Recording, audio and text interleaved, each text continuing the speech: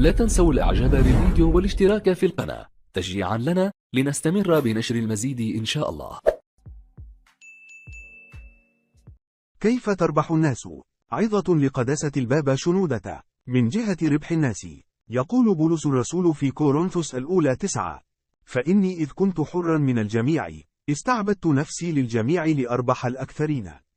فصرت لليهود كيهودي لأربح اليهود، صرت للضعفاء كضعيف لأربح الضعفاء، صرت للكل كل شيء لأخلص على كل حال قوما.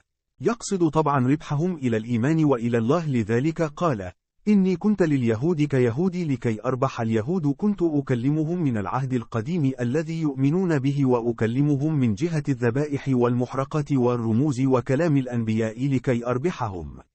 وللأمم الذين ليس لهم كتاب مقدس كان يربحهم عن طريق الفلسفة والمنطق، فكان ينزل إلى مستوى الكل لكي يربح الكل دون أن يخالف ضميره. أما من جهة إراحة الناس، فالسيد المسيح يقول: 28: تعالوا إلي يا جميع المتعبين والثقيل الأحمال وأنا أريحكم. متى 11:28 دقيقة.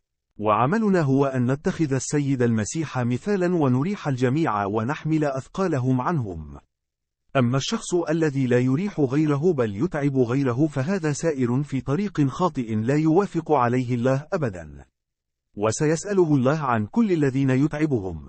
والإنسان الروحي الذي يريح الناس ويربح الناس يكون محبوبا من الكل، ويكون إنسانا روحيا له قيم يعجب بها الناس. اهتموا بمجاملة الناس.